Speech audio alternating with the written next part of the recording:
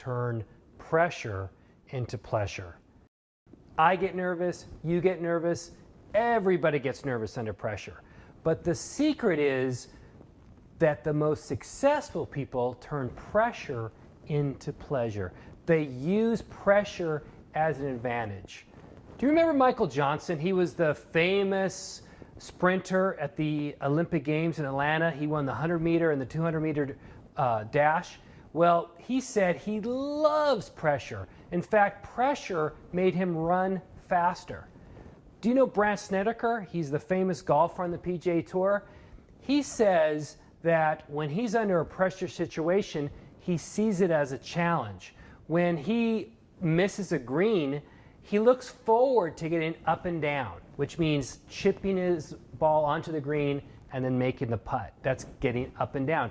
He looks forward to that. That's a challenge for him. So ultimately, he's turning the pressure of the situation into a challenge. Remember Annika Sorenstam? She's also a famous golfer from the LPGA Tour. Probably one of the most successful women golfers of all time. Well, in 2003, she actually competed against the men golfers on the PGA Tour at the Colonial Tournament.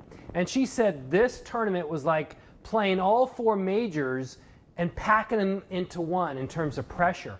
But she said she used that pressure to push her to greater things. And actually, after that contest, after that competition, she won 6 majors. So she turned pressure into pleasure. She used pressure as an advantage. The biggest problem that I see with people that are unsuccessful is they turn pleasure into pressure. When they should be just enjoying the day, they get so stressed out because they're trying to look good for their friends or they're trying to have a great score. They turn pleasure into pressure, and then they usually choke under the pressure. So the secret is how we maximize pressure to our advantage. And it's really how we label situations, because how we label situations can turn a pressure-packed situation into a pleasurable experience. The way we interpret situations can make a situation become happy, it can make us sad, it can make us glad, it can challenge us. It depends on how we label a situation. I'll give you a perfect example.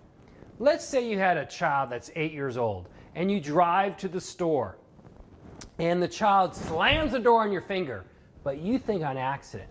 How are you going to feel? Lots of pain and a little anger, right? Same situation. The child slams the door on your finger, but you think on purpose this time. Oh, you're going to be so mad, right? And a little pain. Well, how we interpret a situation can greatly impact our emotions. And that's the same thing that relates to pressure. How we see a situation can greatly affect if it's going to be pressure-packed, or it can turn that situation into an advantage. So here's what I'd recommend. A few things in this regard. One is, when you have a client that puts a lot of pressure on you, or you have a colleague that puts a lot of pressure on you, you have to basically flip that around. And one of the greatest ways to flip that around and reinterpret the situation is to create a story about that client. Let's say you have a difficult client and you really don't want to work with that client and you just feel uneasy with that client. You feel a lot of pressure when you work with that client. Well, make up a story about that client so you see them in a different light. Here's a perfect example. I was working with a client. He had another client whose name was Dr. Boyle. My client was a financial advisor, and Dr. Boyle was this crotchety old man, and he really drained my client, who was a financial advisor. So I said, let's make up a story about this client.